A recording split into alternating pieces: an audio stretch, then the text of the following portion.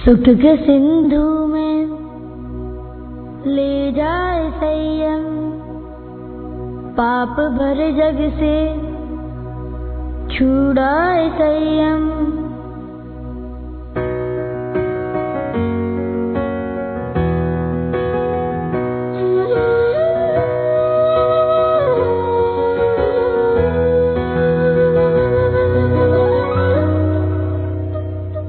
सुख के सिंधु में ले जाए संयम, पाप भरे जग से छुड़ाए संयम। संसार सागर तेराए संयम, मुक्ति के द्वार पहुँचाए संयम। सुख के सिंधु में ले जाए संयम, पाप भरे जग से छुड़ाए संयम।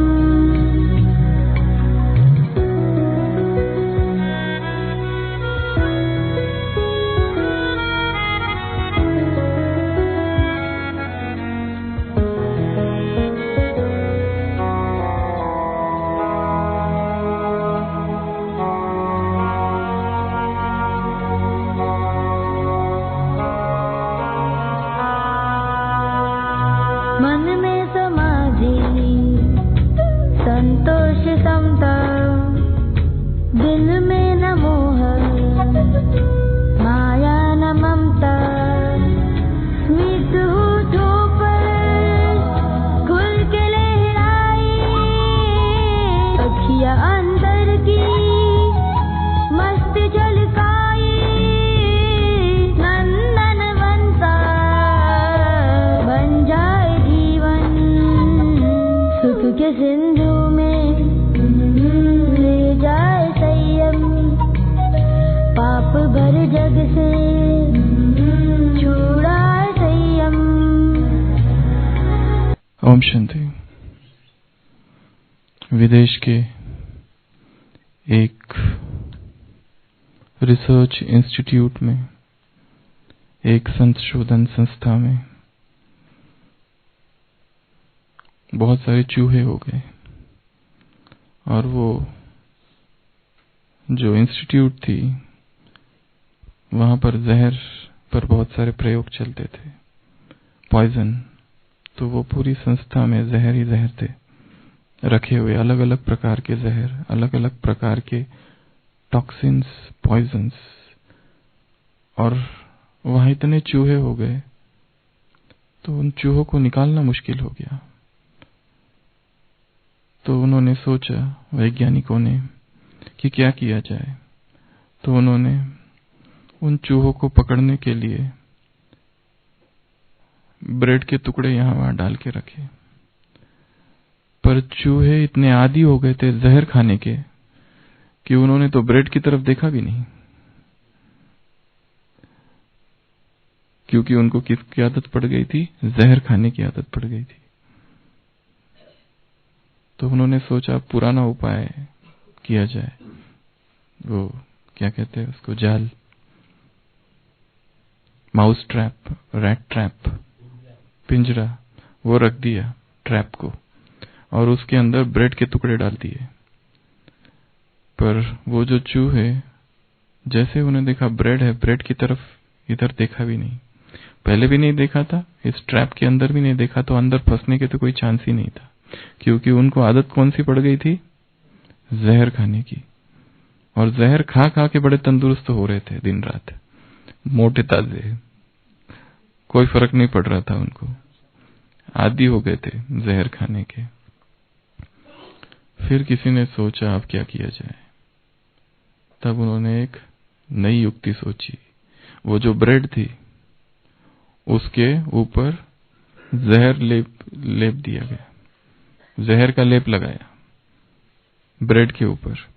तब कहीं जाकर चूहे आने लगे और ब्रेड खाने के लिए अंदर घुसे और पकड़े गए। वाकई उनको ब्रेड नहीं खानी थी, उनको क्या खाना था? जहर। ऐसे वो आदी हो गए थे। ये एक रिसर्च विदेश में कभी हुई कि जिससे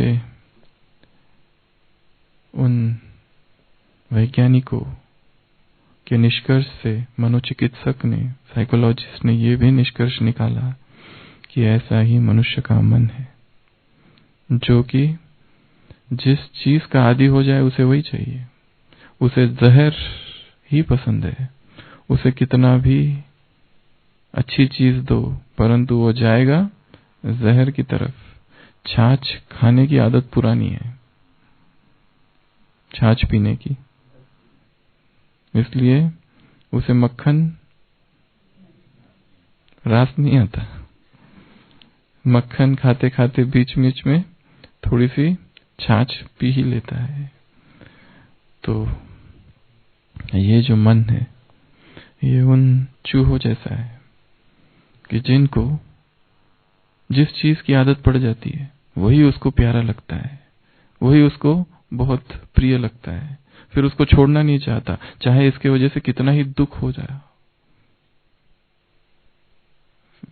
और फिर वो मन इंद्रियों के अधीन रहता है और इंद्रिय जहां उसे ले जाती है वो मन वहां वहां भागता है। और इंद्रियों के जो भोग और इंद्रियों की जो वासनाएं और इंद्रियों की जो तृप्ति, बस इसी का उसका लक्ष्य होता है, बस इंद्रियों के पीछे। क्या इन इंद्रियों को वश में किया जा सकता है? ये हमेशा से प्रश्न रहा है और द्वापर से अब तक लोगों ने कई सारी विधियां, मेथड्स निकाली, ढूंढी, अपनाई, प्रयोग की, परंतु इंद्रियों को वश में नहीं कर पाए। आज के वरदान में बाबा ने इंद्रियों को वश में करने की विधि बताई है। कर्मेंद्रिय चित्त कैसे बना जाए या इंद्रिय चित्त कैसे बना जाए, क्या हम करें कि जिससे ये सारी इंद्रियां वश में हो जाए। क्योंकि योगी अर्थात जिसकी सारी इंद्रियां वश में है, स्थित प्रज्ञ योगी अर्थात जिसने अपनी इंद्रियों को वश में कर रखा है। निरंतर योगी, रमता योगी, सहज योगी, सहयोगी अर्थात जिसकी इंद्रियों पर संपूर्ण नियंत्रण है। इंद्रिय निग्रह, control of senses, restrained of senses. क्योंकि एक भी इंद्रिय यदि वश में नहीं तो वो एक ही इंद्रिय आत्मा को इस तरह डुबो देती है जैसे कोई जहाज और जिसे कोई एक समुद्र में जा रही है और तूफान आ गया और वो तूफान उस नाव को बहा ले जाता है। उसी तरह यदि एक इंद्रिय को भी यदि अनियंत्रित, असंयमित छोड़ा जाए तो वो एक इंद्रिय ही आत्मा के पतन का कारण बन जाती है। इसलिए इंद्रियों को वश में करना बहुत आवश्यक है। तो आज हम इस पर थोड़ी चर्चा करें, इंद्रिय चित्त कैसे बने। सबसे पहले तो इंद्रिय क्या है ये जानना आवश्यक है।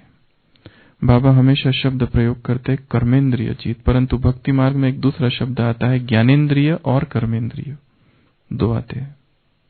टोटल 11 इंद्रिया है।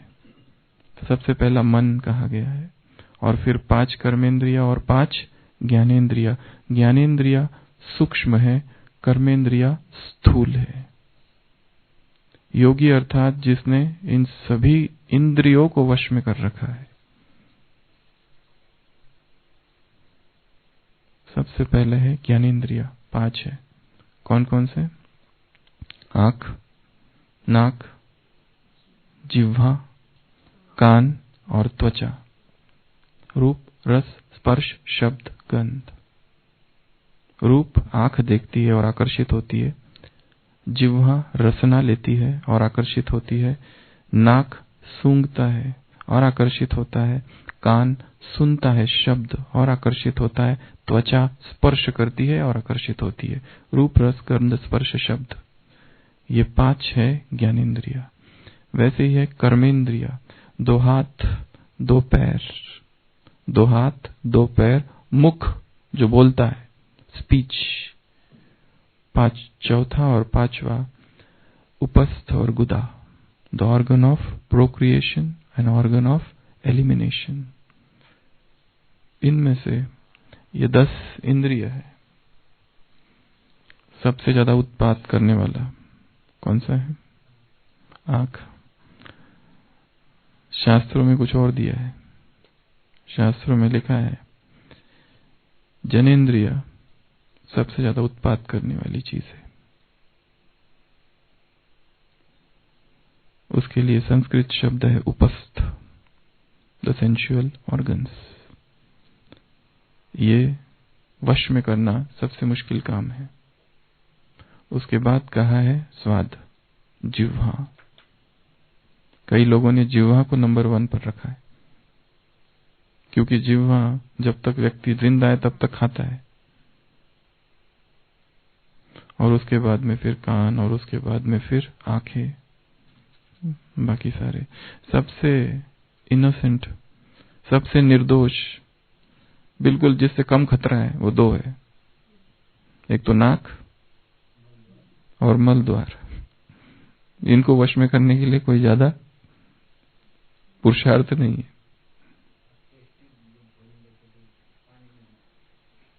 वो मुंह ना, हम अभी बात कर रहे हैं जिनसे बहुत कम खतरा है। तो 10 इंद्रिय है, 5 कर्मेंद्रिय, 5 ज्ञानेंद्रिय। तो क्या करें कि जिससे ये कर्मेंद्रिय वश में हो जाए। एक बहुत बड़े योगी और संत अपनी मरणावस्था में थे, शैया पर लेटे हुए, जिन्होंने अपना जीवन संपूर्ण संयम से बिताया, संपूर्ण नियम और मर्यादाओं से बिताया, और वास्तव में योगी थे। उनके सारे शिष्य इकट्ठा थे और वो बस मरने को थे। उन शिष्यों ने पूछा, हमारे लिए कोई संदेश, हमारे लिए कुछ बताइए गुरुदेव। वो बोलने की भी हालत में नहीं था, गले में बहुत दर्द था। और वो गुरु कहते हैं अपने शिष्यों से कि मैंने सभी इंद्रियों को जीता, अपनी सभी इंद्रियों को जीता, परंतु मेरा ये संघर्ष अभी भी जारी है। माया मेरे पास आई थी और माया ने कहा कि मैंने सारे विश्व को अपने वश में कर रखा है, तुम ही एकमात्र हो जिसने मुझे जीता है। माया ने मेरे पास आकर ये कहा कि तुम ही एकमात्र हो जिसने मुझे जीता है, सारे विकारों को, सारी इंद्रियों को। वो कहता है, हाँ जीता तो सही, परंतु पूरा नहीं जीता अभी तक, क्योंकि अभी तक मैं मरा नहीं हूं, कुछ क्षण अभी भी बाकी है, उसमें भी तुम आ सकती हो। इसके लिए मुझे यहाँ पर अपने आप पर भी भरोसा नहीं है, इसलिए जीवन के कुछ क्षणों में भी मैं उस प्रभु का चिंतन कर रहा हूं ताकि तू ना आ जाए। और इतना कहते कहते वो गुरु अपना शरीर छोड़ देता है। तो ये जो इंद्रिय है बड़ी उत्पाती है, खुराफाती है, उपद्रव करती है, घमसान बाबा के शब्दों में। इनको कैसे वश में करें? तो मक्खन ज्ञान मार्ग और भक्ति छाछ। तो ज्ञान मार्ग की 6 बातें देखेंगे और भक्ति मार्ग की 6 बातें। भक्ति मार्ग की बातें भी बहुत महत्वपूर्ण है और ज्ञान मार्ग की बातें भी महत्वपूर्ण है। आज की मुरली में 6 विधियां बताई है बाबा ने, पूरी मुरली में इधर उधर पड़ी हुई है। कर्मेंद्रिय जीत कैसे बने? सबसे पहली विधि जो कि वरदान में आई है, स्वयं को क्या समझो आशीष भाई? सारथी। जब तुम ये समझते हो कि मैं सारथी हूं, तो रथ मेरे वश में है, ये घोड़े मेरे वश में है, मैं मालिक हूं, वो मालकियत का भाव है जब मैं सारथी हूं। तो सबसे पहला क्या समझना है? अपने आप को सारथी। और जब सारथी समझोगे, अपने आप डिटैच हो जाओगे, अपने आप अलग हो जाओगे, तो कौन सा भाव आएगा? साक्षी का। और जहां सारथी है और जहां साक्षी है और जहां सारथी और साक्षी दोनों है, वहां योग युक्त है, वहां युक्ति युक्त है, और वहां सभी कर्मेंद्रिय वश में है, कंट्रोल में है, अधीन है। कोई भी कर्मेंद्रिय धोखा नहीं देगी। अर्थात सोल कॉन्शियस स्टेज की प्रैक्टिस। अर्थात मुरली में बाबा ने कहा है, आत्मा ना मेल है ना फीमेल है, आत्मा तो बस आत्मा है। बस इसी का अभ्यास करो। मैं आत्मा हूं, मैं आत्मा हूं, मैं आत्मा हूं, मैं आत्मा मालिक हूं, मैं आत्मा सारथी हूं। ये गाड़ी ये शरीर गाड़ी है, मैं ड्राइवर हूं। शरीर प्लेन है, मैं पायलट हूं, कंट्रोलर। तो ये अभ्यास करना है। दूसरा अभ्यास है अटेंशन और प्रैक्टिस। स्लोगन है आज का, क्या हरि भाई? स्लोगन क्या है? अटेंशन और अभ्यास। इसको क्या करो? निजी संस्कार बनाओ तो विजयी होंगे। विजयी बनना है तो अटेंशन और अभ्यास को अपना निजी संस्कार बनाओ। कर्मेंद्रिय जीत बनना एक यात्रा है। इसमें निरंतर अटेंशन की आवश्यकता है। एक पल की लापरवाही, एक पल और बहुत बड़ा पश्चाताप। उस दिन भी कहा था, लम्हों ने खता की और सदियों ने सजा पाई। लम्हों ने खता की, सेकंड्स, मिनट्स, उन्होंने मिस्टेक की, ब्लंडर कर दिया, कोई गलती, कोई गफलत, कोई पाप, कोई विकर्म, और सदियों ने सजा पाई। लंबा समय तक पश्चाताप क्यों कर दिया?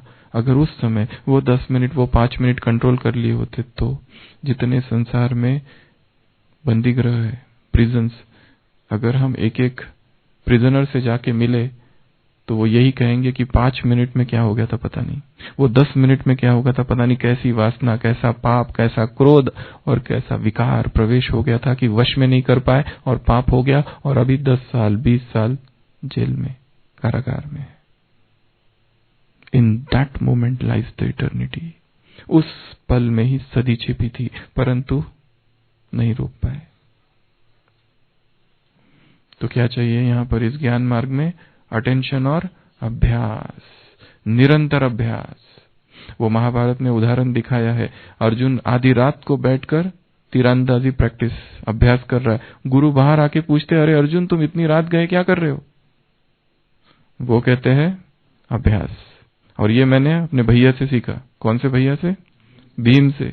भीम से क्या सीखा? भीम आधी रात में अंधेरे में बैठकर खाना खा रहा है, खीर पी रहा है। अर्जुन सुनता है आवाज, रसोई से आवाज, इतनी आधी रात को अंदर जाके देखता है तो भीम खीर पी रहा है, खीर खा रहा है। वो कहता है आपको खीर दिखाई देती है इतने अंधेरों में? भीम कहता है अर्जुन, उंगलियों में भी आंखें होती है। अभ्यास अर्जुन अभ्यास, अभ्यास अर्जुन अभ्यास। उंगलियों में क्या होती है? आंखें होती है। वो देखा ना टाइप करने वाले नीचे देखते हैं क्या? टाइपिस्ट नीचे ऊपर देख के टाइप करते हैं, उंगलियों में आंखें है। तो क्या चाहिए? अभ्यास अर्जुन अभ्यास। तो आधी रात को अभ्यास करते रहता है, कुछ भी अभ्यास करते रहो, आदत हो जाएगी, मास्टरी हो जाएगी। कुछ भी ऐसा असंभव कुछ है ही नहीं संसार में। Practice practice practice practice practice, दिन रात प्रैक्टिस। ऐसे 1960s में जो रिकॉर्ड बने, लोगों ने कहा ये फाइनल है, बस इसके ऊपर कुछ नहीं हो सकता है। 2 साल के बाद वो रिकॉर्ड टूट गया। नए ने कम समय में वो रिकॉर्ड बना दिया। ऐसे कितने कीर्तिमान बने और टूटे। कीर्तिमान बनते ही है टूटने के लिए, रिकॉर्ड्स बनते ही टूटने के लिए, और हमें वो बनना है जो पुराने सारे रिकॉर्ड तोड़ दे। तो क्या चाहिए? कर्मेंद्रिय जीत बनने के लिए ये कर्मेंद्रियों का भी स्वभाव है भागने का, जबान का स्वभाव है भागने का, चटोरापन। खाऊं दिन रात क्या खाऊं, यही उसकी चिंता है। सुबह उठते ही क्या होगा नाश्ते में, नाश्ता पूरा हो गया कि भोजन में क्या होगा, भोजन पूरा हुआ कि दोपहर में और कुछ खाना है कि टोली वगैरह। अपने दांतों से अपनी कब्र खोदने में लगा है व्यक्ति।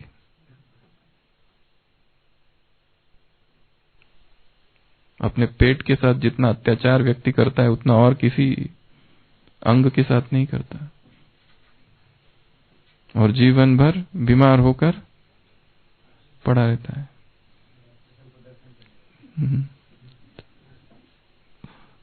तो जबान इंद्रिय है। तो दूसरी मेथड है प्रैक्टिस। उसको वो नहीं देखने तो जो वो देखना चाहता है और जिससे हानि है, उसे वो नहीं पढ़ने दो जो हमें पता है श्रीमत अनुसार नहीं है। अटेंशन अर्थात निरंतर ध्यान, निरंतर अवेयरनेस कि ये करना है ये नहीं करना है, जागरूकता। यही अध्यात्म है। अध्यात्म अर्थात अवेकनिंग, अध्यात्म अर्थात एनलाइटनमेंट, अध्यात्म अर्थात सजगता, निरंतर सजगता। सो नहीं जाना है, सोए कि गए, झपकी लगी और गए, बेहोश हुए और गए, बेहोश हुए, मूर्छित हुए और गड्ढे में गिरे। जरा भी ज्ञान के प्रति लापरवाही। इसके लिए कल की मुरली में क्या था, सारे दिन रात भर विचार सागर मंथन करो, हर समय विचार सागर मंथन चलता रहे।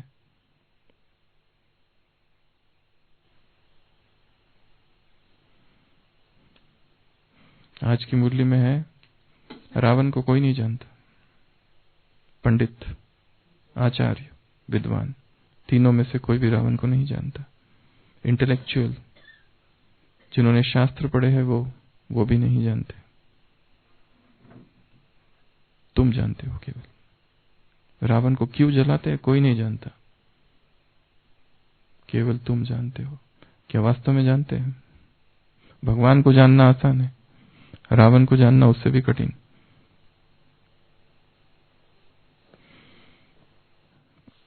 तो दूसरी मेथड है अटेंशन, और तीसरी मेथड है पवित्रता और सरेंडर। मुरली में बाबा ने उदाहरण दिया है उस कन्या का जो हमेशा दिया जाता है। कन्या शादी से पहले क्या करती है? उसके चरणों में सब झुकते हैं, वंदना पवित्र की होती है। शादी के बाद वो सबके चरणों में झुकती है। सारा मदार प्यूरिटी पर है, और जितना मन पवित्र है उतना वो इंद्रियों को वश में कर सकता है। स्वामी विवेकानंद ने एक जगह लिखा है, कहा है, the purer the mind the easier it is to control. जितना वो पवित्र होगा उसको वश में करना उतना आसान है, जितना उसमें मैल होगा उसको वश में करना कठिन है। प्योर जितनी प्यूरिटी उतना वो वश में। इंद्रिय जीत बनने की विधि है प्यूरिटी। और दूसरा बताया परवाने। परवाने जैसे फिदा होने वाले, फेरी लगाकर जाने वाले नहीं। जो समर्पण है वो स्वतः ही इंद्रियों को वश में कर सकते हैं। योगक्षेमम वहाम्यहम्, मैं उनका वहन करता हूं, मैं उनके लिए जिम्मेवार हूं। जो इस तरह समर्पण रहते हैं मन से, बुद्धि से, एक के आगे, स्वतः ही इंद्रिया वश में हो जाती है। यह है तीसरा। चौथा,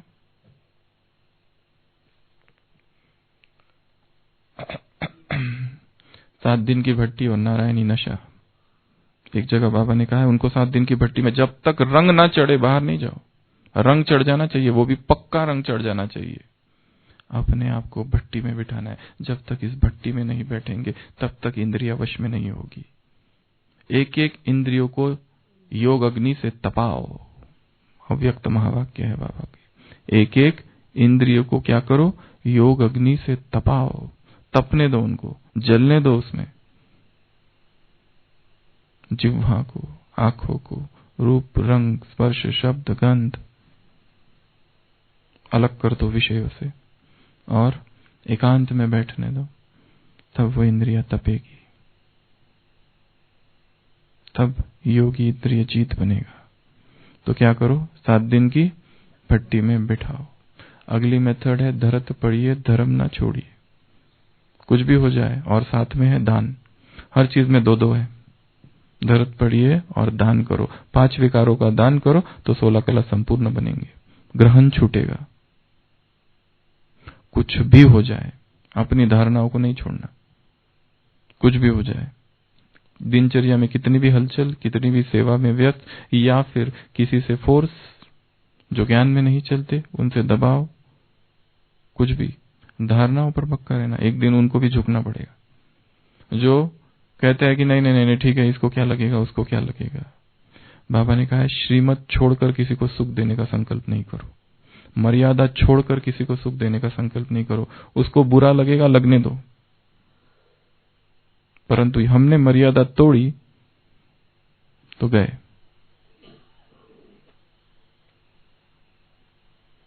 और लास्ट 6वां मम्मा की मुरली है, जिसमें मम्मा ने कहा ओम के विषय में। वो लोग ओम उच्चारण तो करते पर अर्थ कुछ नहीं समझते। ओम का तो अर्थ तब समझ में आया जब ओम के अर्थ में स्थित हो जाओ। उसमें एक बात कही है, ज्ञान योग की वास धूप। ये वास धूप जला के रखना है, तब इंद्रिय जीत बनेंगे। और दूसरा, परमपिता परमात्मा कहते हैं एक से बुद्धि योग लगाना, एक ही से बुद्धि योग लगाना, तब कहीं जाके इंद्रिय जीत बनेंगे। ये इंद्रिया बड़ी ही उपद्रवी है, वश में नहीं आती है, भागती है, उसका स्वभाव है भागने का, विषय की तरफ भागती है। यहां से मार्केट की तरफ जाओ, 1000 चीजें दिखती है, सोचता है ये देखूं वो देखूं, लेना कुछ नहीं है, विंडो शॉपिंग।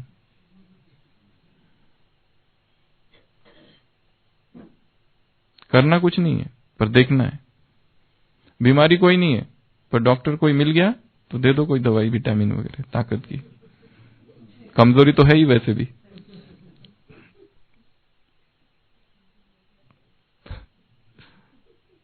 भागने का उसका स्वभाव है। गीत, संसार के विकारी गीत, विकारी साहित्य पढ़ना, सुनना, इंद्रियों की चंचलता है।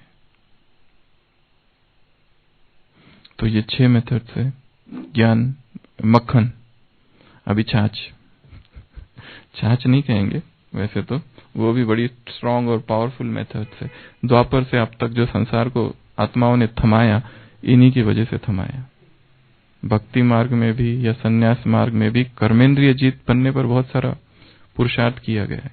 सबसे पहली मेथड है कर्मेंद्रिय जीत बनने की या कंट्रोल ऑफ सेंसेस की। 6 मेथड्स में सबसे पहले आसन और प्राणायाम। आसन और प्राणायाम, आसनों से लोगों ने स्वयं को वश में करने का प्रयत्न किया। आसनों से शरीर को जीता और प्राणायामों से श्वास को जीता। उन्होंने देखा कि जब श्वास को जीत लेते, सारी इंद्रियां स्वतः ही वश में आ जाती है। और जब शरीर लोच आ जाता है, शरीर में फ्लेक्सिबिलिटी, अपने आप इंद्रिय वश में आने लगती है। तो उन्होंने ये एक मार्ग बताया है, प्राणायाम और आसन, इंद्रिय जीत बनने का। दूसरी मेथड बताई दमन और प्रत्याहार। दमन अर्थात सप्रेशन, दमन करो इंद्रियों का। वो देखना चाहती है, उसको नहीं दिखाओ, जबरदस्ती करो उसके साथ, ये नहीं करना है बस। ये भी काम करता है, बहुत काम करता है, दमन भी काम करता है। और नहीं तो अगर पूरी खुली छूट दी जाए इंद्रियों को, तो वो तो भागते रहती है, भागते रहती है, भागते रहती है। कोई रुकने का नाम ही नहीं है उसको। उसको कहो खाओ तो खाते रहेगा, खाते रहेगा, खाते रहेगा, खाते रहेगा। उसके रहो देखो, देखने से कुछ नहीं होता, देखते रहेगा, देखते रहेगा। तो दमन भी आवश्यक कहा हुआ है। और उसके साथ है प्रत्याहार। प्रत्याहार अष्टांग योग में एक अंग है। प्रत्याहार अर्थात वो जो इंद्रिय विषय है उसको ही दूर कर देना, और इतना दूर हो जाना उससे कि फिर उसके प्रति इंटरेस्ट ही रहेगी, खत्म हो गया पूरा, कोई इंटरेस्ट ही नहीं है, कोई भी चीज हो वो। प्रत्याहार is complete withdrawal from the sense object. आसन, प्राणायाम, यम, नियम, आसन, प्राणायाम, प्रत्याहार, ध्यान, धारणा, समाधि, अष्टांग योग है। तो इसमें प्रत्याहार और दमन, लगभग दमन और प्रत्याहार जुड़े हुए हैं। उसके साथ जबरदस्ती करना नहीं, मतलब नहीं, बस छोड़ दो। ये छोड़ दिया मतलब छोड़ दिया, अब देखना ही नहीं है उसको, चाहे खाने की चीज, चाहे देखने की चीज, चाहे स्पर्श करने की चीज, चाहे कोई सुनने की चीज। हमारा एक दोस्त था, उसकी माताजी जब भी किसी तीर्थ स्थान पर जाती थी, एक चीज छोड़ के आती थी खाने की जो उसको बहुत पसंद थी, वो छोड़ के आती थी। एक बार गई, गुलाब जामुन छोड़ दिया। दूसरी बार कहीं गई, जिलेबी छोड़ दी। जहां जाएगी एक चीज, साल में 2-3 बार यात्रा करती थी और कुछ ना कुछ छोड़ के आती थी वहां से।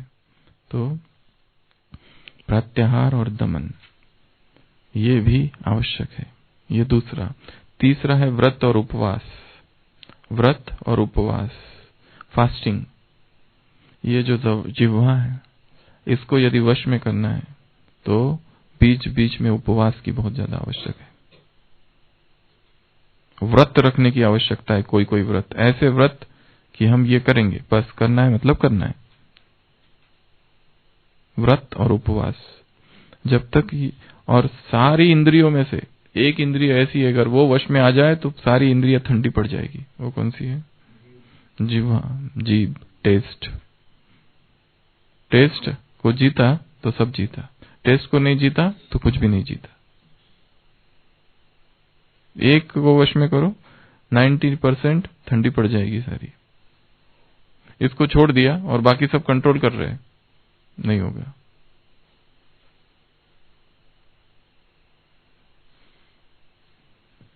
तो व्रत और उपवास। उसके बाद है विचार और विवेक। विचार करना, किसी बात को ऐसी स्वीकार नहीं करना, विचार करना, विवेक लगाना, सोचना क्या फायदे हैं क्या नुकसान है। इसी तरह का जीवन अगर चल रहा, इसी तरह से विकारी, भोग वाला, पाप वाला, इंडल्जेंस वाला, तो इसका परिणाम क्या है? शारीरिक स्वास्थ्य भी रहेगा कि नहीं उसकी भी गारंटी नहीं है। क्या कोई ऐसा कह सकता है कि आज सारे दिन भर मैं बीमार नहीं पड़ूंगा विश्वास के साथ? एक्सीडेंट होना वो अलग चीज है, वैसे बहुत कम है जो कह पाएंगे। तो विचार, सोचना और विवेक लगाना। विचारना ये एक ऐसी चीज है कि बहुत कम कम होती जा रही है। विचार करना, थिंकिंग, चिंतन करना उसका, ये बहुत कम कम होते जा रहा है। उसके बाद है इच्छा शक्ति और आत्मविश्वास, विल पावर और सेल्फ कंट्रोल, सेल्फ कॉन्फिडेंस। इन दो चीजों से इंद्रियों को वश में किया जा सकता है। अपने अंदर इच्छा शक्ति जागृत करनी है कि ये मैं करूंगा, ये मैं कर सकता हूं। विल से कुछ भी हो सकता है, will power to stop, to give up things. जैसे एक एक्सपेरिमेंट साइलेंस के ऊपर किया जा सकता है कि ये 2 घंटा बोलना ही नहीं है, सुबह या शाम को जब ड्यूटी आवर्स में नहीं है तब। ये एक्सपेरिमेंट है, ये है एक्सपेरिमेंट ऑफ, ये जो कंट्रोल टंग ऑफ स्पीच है, ऑर्गन ऑफ स्पीच है, उसके कंट्रोल के लिए। या फिर आज सारे दिन भर शुगर खानी नहीं है, कुछ होगा नहीं है, चिंता नहीं करो, बीमार नहीं पड़ोगे, या तो जो बीमारी है वो भी ठीक हो जाएगी, पर ये जरूरी है। उससे भी बड़ा प्रयोग है नमक का, वो भी बीच बीच में करके देखना। नमक न खाने से क्या होता है? क्रेविंग होगी थोड़ी सी, पर वो भी एक प्रयोग है इंद्रिय जीत बनने का। तो क्या बताया? इच्छा शक्ति और आत्मविश्वास से इंद्रियों को वश में किया जा सकता है। कितने हो गए? 5? 6 हो गए? सब 2-2 है, 2-2 की जोड़ी हर जगह पर, एक नहीं है।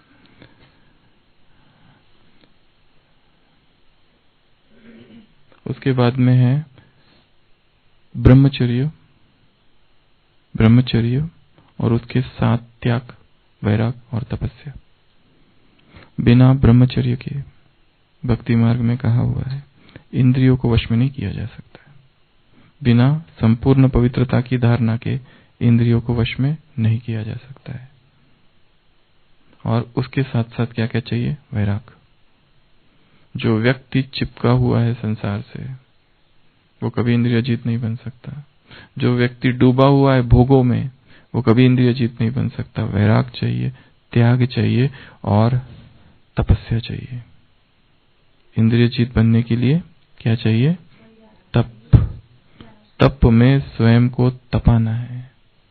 जितना जो तपस्या में स्वयं को तपाएगा उतना स्वतः ही इंद्रिय जीत धीरे धीरे बनता जाएगा। और इंद्रिय जीत एक बहुत मीठी अवस्था है, बहुत हायर स्टेज, जिसपे जैसे बाबा ने कहा सारथी, उसको कंट्रोल मेरे हाथ में है, ये खुशी रहती है, मेरे वश में है, ये खुशी रहती है। नहीं तो कोई भी व्यक्ति जो अपने वश में नहीं है, जिसकी इंद्रिय वश में नहीं है, दुखी रहता है अंदर से। बाहर से कितना भी सुखी बताए पर अंदर से दुखी रहता है। गुलाम की अवस्था है वो, गुलामी की स्थिति है, दासता की अवस्था है। इसके लिए सारी इंद्रियों को वश में करना ये एक अभ्यास है। कान को वो नहीं सुनने दो जो उसको पता है ये नहीं सुनना चाहिए। हाथों को वो स्पर्श नहीं करने दो जो उसको पता है ये स्पर्श घातक हो सकता है। ये जो इंद्रियों के संपर्क से जो सुख है वो दुख में रूपांतरित होता है। गीता में एक जगह है, वो सारे सुख जो टच बॉर्न है, वो सारे सुख जो टच से उत्पन्न होते हैं, चमड़ी चमड़ी को स्पर्श करे, टच हो, वो सारे सुख अंततः दुख में रूपांतरित होते हैं। All touch born happiness is conducive to pain. इसके लिए, और पहले जब किसी चीज की एडिक्शन है, लत है, उससे जब बाहर आता है व्यक्ति, बहुत पीड़ा होती है। जो बहुत प्यारी चीज है उसको छोड़ने में बड़ी पीड़ा होती है, नहीं छोड़ना चाहता है, परंतु परिणाम सुखद होगा, परिणाम अमृत होगा। ये पुरुषार्थ पहले विष की तरह है, बाद में ये अमृत बनेगा। तेन तत्वेन भुग्निता। इस संसार की वस्तुओं का उपभोग कैसे करो? इनको छोड़कर, ऐसा वाक्य है। कोई चीज एंजॉय करनी है ना, कैसे एंजॉय करो? उसको छोड़ दो और एंजॉय करो, उल्टा वाक्य है। Enjoy the things of the world by renouncing them. ये परम उपभोग है, परम भोग ये है, supreme intelligence, by giving them up. तो भक्ति मार्ग की 6 बातें और ज्ञान मार्ग की 6 बातें फिर से रिवाइज करते हैं। सबसे पहला बताया क्या करो कर्मेंद्रिय जीत के लिए, सारथी और साक्षी। दूसरा अटेंशन और अभ्यास। तीसरा प्यूरिटी और सरेंडर। सारा मदार प्यूरिटी पर है, और वो परवाने बनो जो केवल घूम कर जाने वाले नहीं है, जो फिदा हो जाए। चौथा धरत पढ़िए धर्म ना छोड़िए। कुछ भी हो जाए पर अपना धर्म नहीं छोड़ना, कुछ भी हो जाए, चाहे जग वैरी हो जाए, अपनी प्यूरिटी और अपनी ब्रह्मचर्य की धारणा नहीं छोड़ना, चाहे कोई कुछ भी करे। अगला 5वां 7 दिन की भट्टी में स्वयं को बिठाना है और नारायणी नशा चढ़ाना है। बाबा ने कहा इसमें रंग पक्का हो तब कहीं बाहर निकलो, जब तक पक्का ना चढ़े निकलना ही नहीं बाहर। रंग रंग में रंग जाए, उस रंग में, परम रंग में। और लास्ट बताया जो मम्मा की मुरली में आया है, ज्ञान योग की वास धूप जला के रखो। निरंतर योग का चार्ट बढ़ाते रहना, निरंतर ज्ञान के चिंतन मनन अध्ययन को बढ़ाते रहना, निरंतर हमारे कान ज्ञान की ही बातें सुनते रहे। कोई ना कोई क्लास, कोई ना कोई नोट्स, कोई ना कोई चिंतन, कुछ ना कुछ चालू रहे। एकदम ज्ञान के चिंतन से सीधा संसार और विकार के चिंतन में नहीं चले जाए। कल कहा ना, काम गिराता है, लोभ गिराता है। अवस्था ऐसी मजबूत हो पक्की कि तुम गिरो ही नहीं, धारणा हड्डी हो कि गिरो ही नहीं तो गिरते हैं। तो ये 6 बातें हैं मक्खन ज्ञान मार्ग की, 6 बातें बताई भक्ति मार्ग की। ये भी बहुत इंपॉर्टेंट है। सबसे पहले आसन और प्राणायाम। थोड़ा भी कोई प्राणायाम करे तो ध्यान शरीर से हटके थोड़ा सा ऊपर उठ जाता है, शरीर में ध्यान नहीं रहता है, शरीर के ऊपर की अवस्था है वो। और आसन से शरीर में लोच आएगी, शरीर फ्लेक्सिबल होगा, और जो फ्लेक्सिबल बॉडी है वो अपने आप को ज्यादा कंट्रोल महसूस करती है, अपने वश में, इंद्रियों को वश में महसूस करती है। पहला। दूसरा दमन और प्रत्याहार। कुछ चीजों का दमन भी बहुत आवश्यक है। जो हमको पता है ये हमारी कमजोरी है, स्टॉप कर दो उसको। संकल्प करो 3 दिन ये देखना ही नहीं है। 3 दिन गो ऑफलाइन। बड़ा मुश्किल पुरुषार्थ है ऑफलाइन का वो वैसा ही है, एडिक्शन है वो भी एक। वो महिला कहती है कि वो रिहैब सेंटर होते हैं ना, पुनर्वसन केंद्र। तो एक महिला है जिसको इंटरनेट का एडिक्शन है, तो उसको कहा जाता है कि तुम उधर जाओ रिहैब सेंटर में, पुनर्वसन केंद्र में 1 मास के लिए। वो कहती मैं जाऊंगा प्रोवाइडेड कि वहां वाईफाई है, तो नहीं तो मैं नहीं जाऊंगी। जाऊंगी किस लिए? इंटरनेट के व्यसन से मुक्ति के लिए, पर अगर वाईफाई होगा तो जाऊंगी, नहीं तो नहीं जाऊंगी। इतना एडिक्शन है। तो ये सारी जो चीजें हैं, संसार में कुछ नहीं होने वाला, कोई मरने वाला नहीं है अगर तुम ऑफलाइन हो गए तो। डॉक्टरों की बात अलग है। तो ऐसी कोई इमरजेंसी नहीं है कहीं पर भी।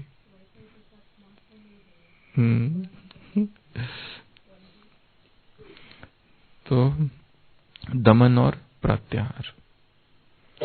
नहीं बोलना मतलब नहीं बोलना। अपने आप को संकल्प दो 1 घंटा बोलना ही, बात ही नहीं करनी है।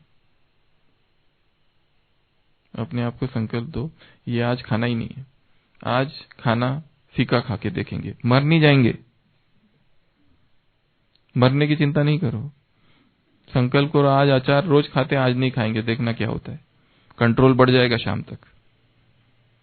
आज भोजन करते ही मीठा खाने की हैबिट, इच्छा और आदत सी बन गई है। सोचो आज नहीं खाएंगे, कुछ नहीं होगा, कंट्रोल बढ़ेगा। रिजल्ट इज ग्रोथ, परिणाम विकास होगा।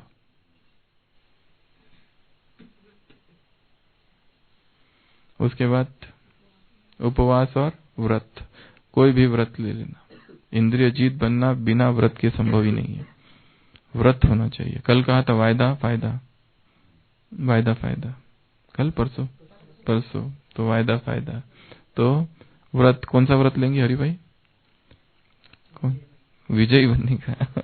थोड़ा प्रैक्टिकल।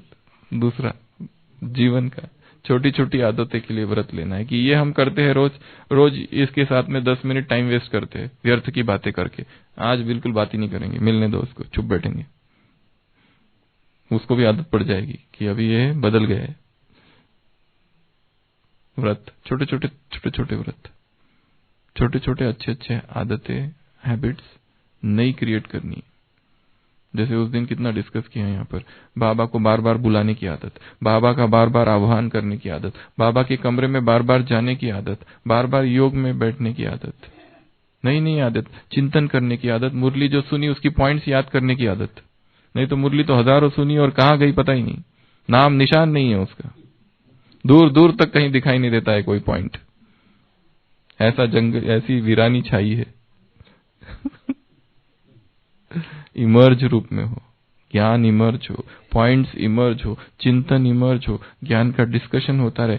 क्यों हमने आज ज्ञान का डिस्कशन नहीं किया? आदत डालो उसको। कोई मिले जिसको ज्ञान योग में इंटरेस्ट है, उससे थोड़े डिस्कस करो। उसको बताओ ये आज बाबा ने कहा, इसका क्या अर्थ है? बाबा ने ये कहा, इसका क्या अर्थ हो सकता है? ये छाछ क्या होती है? ये मक्खन क्या होता है? बटर मिल्क में क्या अंतर है? उस पर चिंतन करो। What is the difference between yogurt and buttermilk? उस पर चिंतन करो। दही और छाछ में क्या अंतर है? और मक्खन क्या है? कुछ भी चिंतन हो सकता है ज्ञान का। कोई भी पॉइंट कहीं से भी उठाओ और चिंतन करो। निजी संस्कार बनाओ। निजी संस्कार क्या क्या है? 2 तो बता दिए, अटेंशन और प्रैक्टिस। और क्या क्या है? चिंतन। चिंतन के बिंदु के मुरली से उठाओ और बुद्धि को बिजी कर दो। ये बिजी रहना ही एक प्रैक्टिस है, एक अभ्यास है, एक व्रत है। ये बिजी रहना ही आत्मा को ऊपर उठाएगा। नहीं तो उसी में, उन्हीं विचारों में, उन्हीं दुख के, दर्द के, पास्ट के, भविष्य की चिंताएं, व्यक्ति, मित्र, संबंधी। कल कहा ना, मित्र संबंधियों को याद करते आत्मा मैली हो जाती है, किचड़ा पड़ता है उसमें, वही उसमें उससे निकल ही नहीं पाती है। और वहीं बैठे बैठे प्रश्न पूछते रहते हैं फोन पर, तीव्र पुरुषार्थ कैसे करें, अमृत वेला शक्तिशाली कैसे बने, परम धाम में कैसे स्थित हो जाए, और प्यूरिटी का क्या करे। यही प्रश्न पूछते रहते दिन रात। किसी प्रश्न का कोई उत्तर उनको मिलता नहीं कहीं से। बस जो नया व्यक्ति मिला उसको पकड़ो और पूछो।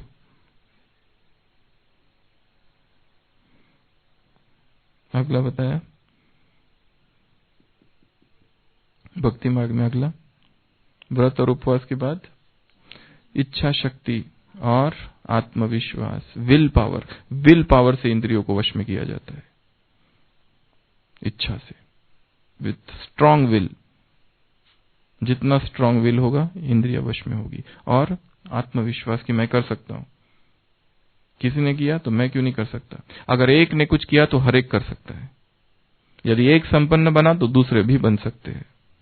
If one can do everyone can do, ये संकल्प रखना है, आत्मविश्वास। अगला बताया ब्रह्मचर्य, और उसके साथ 3 चीजें। ब्रह्मचर्य जब तक नहीं तब तक इंद्रिय वश में नहीं हो सकती है। बाकी सब कुछ ठीक है, ब्रह्मचर्य ही खंडित हो रहा है, इंद्रिय वश में नहीं होगी। बाकी सब ठीक है, सेवाएं दिन भर कर रहे, मुरली पढ़ रहे, पढ़ा रहे, चिंतन कर रहे, ज्ञान का डिस्कशन भी कर रहे, परंतु ब्रह्मचर्य टूट रहा है, इंद्रिय वश में नहीं होगी। कहीं ना कहीं इंद्रिया धोखा देगी, भागेगी कहीं ना कहीं। और बाद में 3 चीजें बताई, त्याग, वैराग और तपस्या। बिना वैराग के, और जो आत्मा इस संसार से चिपकी हुई है, जिस आत्मा को इस संसार, आज कहा ना भ्रष्टाचारी दुनिया है, वेश्यालय है, ये दुख ही दुख है। यहां पर मुरली में एक वाक्य आया है, बस 3 ही लाइन है, दुख ही दुख, फुल स्टॉप।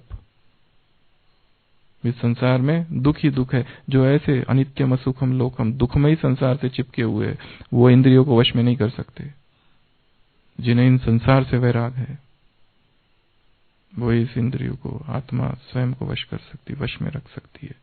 तपस्या, फिर है तपस्या तपना, स्वयं को झोंक देना उस तपस्या के कुंड में, अग्नि में, कि तुम जैसे कहा ना 7 दिन की भट्टी, अपनी भट्टी स्वयं निर्धारित करनी है। 3 दिन की भट्टी, 2 दिन की भट्टी, 1 दिन की भट्टी, अपनी भट्टी खुद ही डिसाइड करनी है। जैसे आज मेरी भट्टी है, मधुबन में आए हैं, आज भट्टी है सारा दिन मौन, आज भट्टी है केवल फीका खाएंगे, आज भट्टी है ज्ञान चिंतन करेंगे, आज भट्टी है मुरली को लिखेंगे, आज भट्टी है मुरली का 10 बार पढ़ेंगे और चिंतन करेंगे।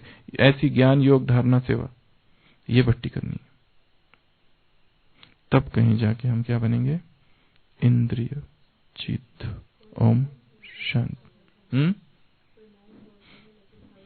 वो फिर भी ठीक है, जो बहुत बोल रहे हैं उनसे तो ठीक है, फिर भी ठीक है। वो जो इशारों से बोलते फिर भी ठीक है, क्योंकि अपनी ऊर्जा तो बचा रहे, ऊर्जा तो बचती है फिर भी, क्योंकि बोलने से ही ऊर्जा खत्म होती है। हाँ, बोलना है तो केवल ज्ञान योग या सेवार्थ, बाकी व्यर्थ की बकवास, व्यर्थ की बातें आत्मा की ऊर्जा को नष्ट करती है। ओम शांति।